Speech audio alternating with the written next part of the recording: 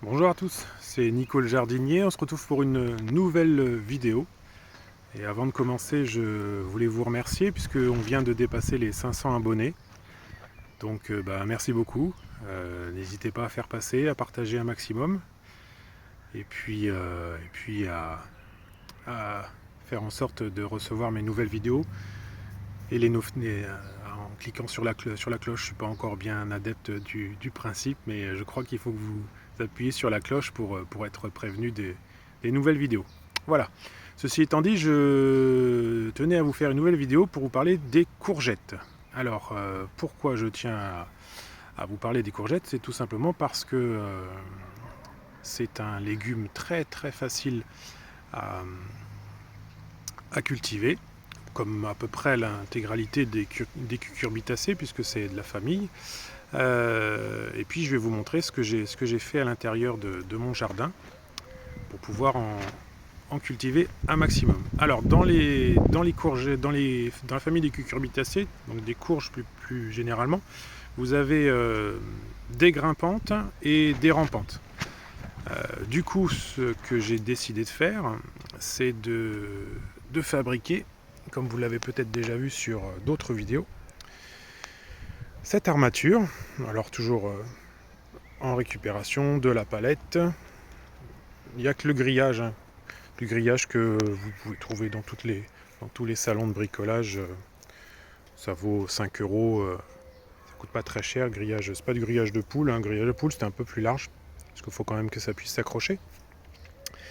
Et donc ce que je compte faire, ce qui est en train de se passer, c'est que sur le côté, j'ai mes pieds de potimarron, puisque j'ai décidé de ce côté-là de planter du potimarron. D'ailleurs, vous voyez, on a les premiers qui sont là, sortis, également ici. Voilà. Et donc les pieds de potimarron, je vais zoomer en arrière, ce sera plus simple, que je fais grimper le long de ce grillage. Vous voyez, alors de temps en temps, pensez à faire le tour pour l'aider à grimper. Et de ce côté-là, j'ai décidé de faire grimper également une famille de courges grimpantes, du butternut. Alors que je vous montre, j'en ai un petit là, mais bon, celui-là donnera rien parce que c'est vraiment les prémices, on est au début. D'ailleurs, la fleur a fané, donc voilà. Et donc, le but sera de recouvrir, vous voyez, dans un minimum de place. Là, on est sur du 2 mètres carrés, 3 mètres carrés maximum. De recouvrir tout ce toit de mes butternuts et de mes potimarrons. Et en dessous, puisque c'est l'avantage de cette armature, c'est que nous avons en dessous un maximum de place au sol pour des courges rampantes. Alors au fond, je vais vous montrer si je zoome. Vous voyez, au fond, j'ai de la courgette ronde de Nice. Donc j'ai mis 3 pieds. Alors, ça vous semble un peu serré, mais je vous assure que ça ne pose aucun problème.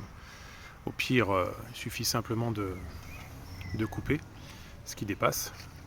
Et puis devant, j'ai mes courgettes Gold Rush. Vous voyez. Oups, c'est un peu flou. Oh, pardon. Ici et ici. La première que je pense pouvoir ramasser, pas les laisser trop, sinon après la chair est granuleuse, filandreuse, pas très bonne. Donc quand elle a atteint 20-25 cm et qu'elle a une bonne taille, moi personnellement je préfère la ramasser. Voilà. Donc, la courgette. Alors, cette année j'ai décidé de partir de la graine. Donc je vais vous montrer, vous voyez, mes graines de courgettes rondes de Nice. J'ai également de la courgette Gold. Voilà. Et mon butternut qui est ici.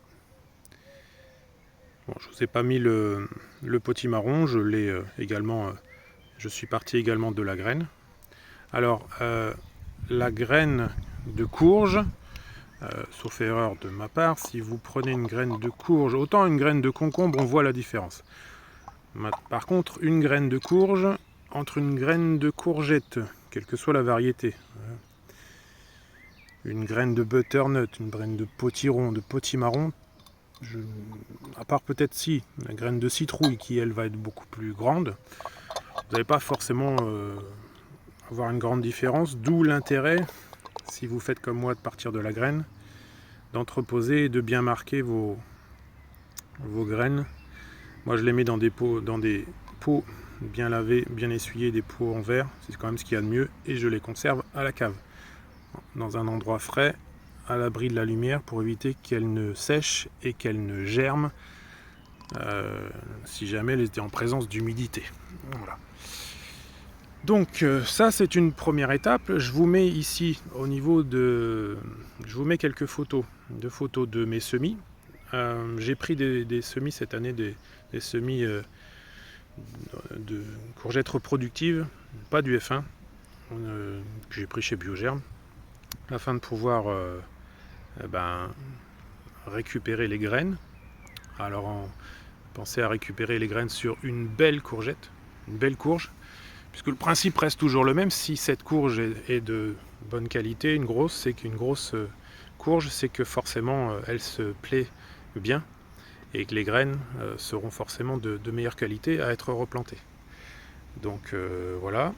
Donc vous pouvez voir sur les photos que je n'ai mis qu'en général on dit qu'on met toujours 2 voire 3 graines en godet.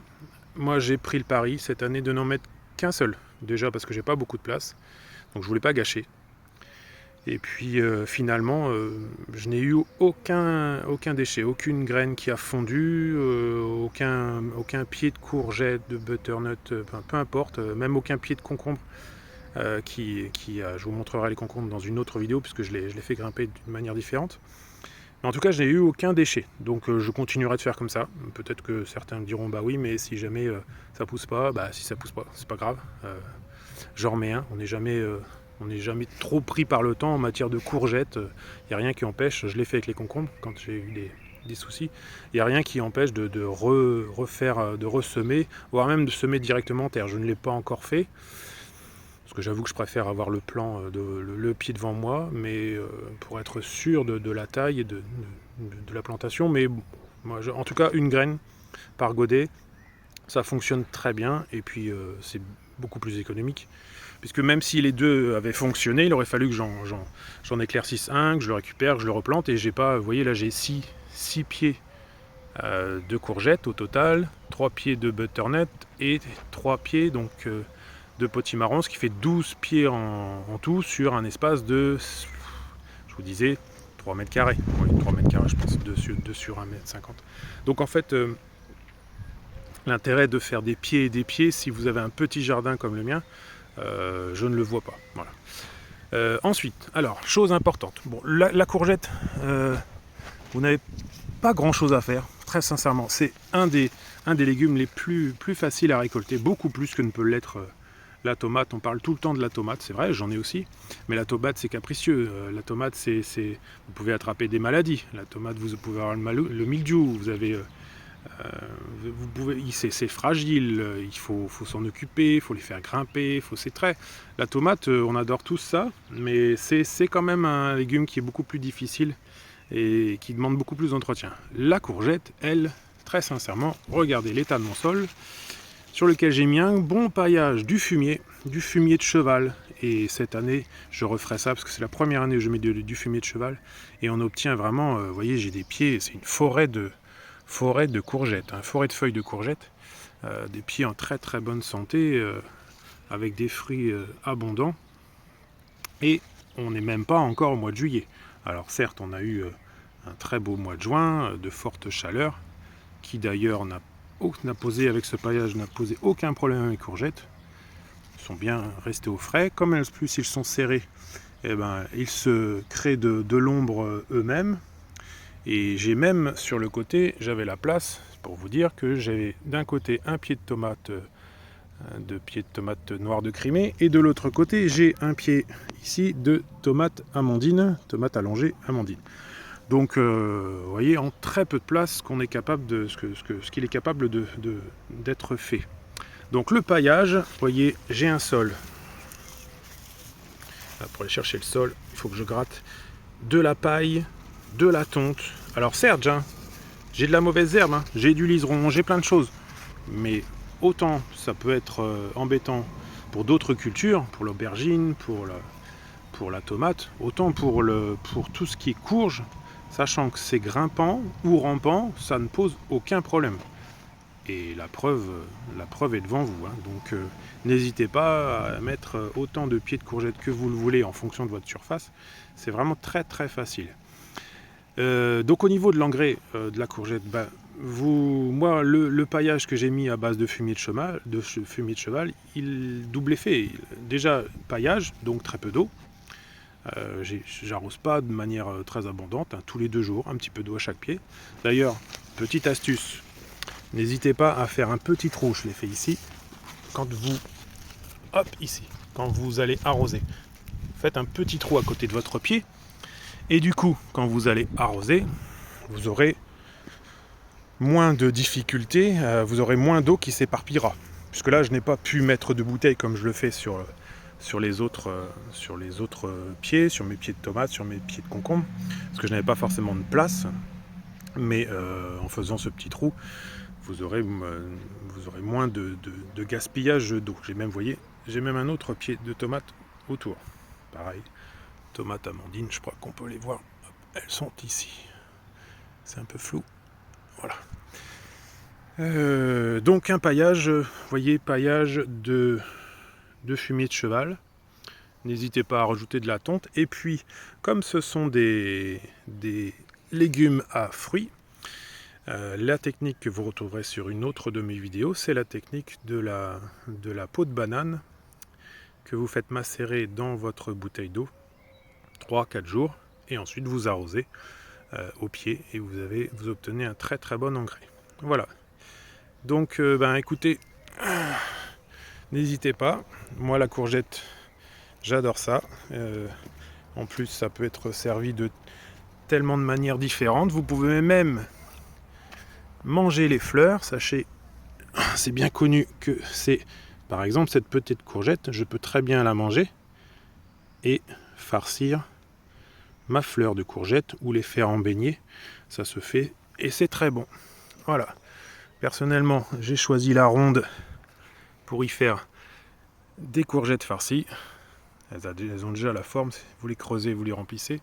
Et puis les autres, la courgette gold, que je trouve avoir un petit goût un petit peu différent de la courgette verte et que je préfère. En tout cas, tout ça c'était pour vous dire que dans un minimum d'espace, je vous remontre, hein, je vous écarte, dans un minimum d'espace, il est possible, pour ceux qui ne le pensaient pas, de faire pousser des courgettes, des butternuts. Moi j'ai choisi un butternut potimarron, c'est une question de goût, mais il y a tout un tas d'autres courges. Peut-être que d'éviter la courge de Siam, je vous laisse aller voir à quoi elle ressemble, à moins que je vous ai mis une petite photo, qui elle demandera certainement beaucoup plus de place et beaucoup plus de structure solide, puisque ça prend beaucoup de place en grimpant et ce sont des fruits très très lourds. Hein. On est sur de la courge qui est peut-être aussi lourd qu'une pastèque. Donc, en tout cas, pour tout ce qui est courgette de base, même de la courgette verte, hein, n'hésitez pas. C'est vraiment quelque chose qui pousse facilement, qui demande peu d'entretien et qui est très bon. Voilà. Bon, et bien écoutez, je vous remercie encore d'être aussi nombreux à me suivre. N'hésitez pas à partager, à appuyer sur la petite cloche pour recevoir les dernières vidéos. Et puis je vous dis à bientôt pour une nouvelle vidéo qui sera, je pense, sur les pieds de concombre. Voilà, je vous remercie, je vous dis bon jardinage et à bientôt. Au revoir.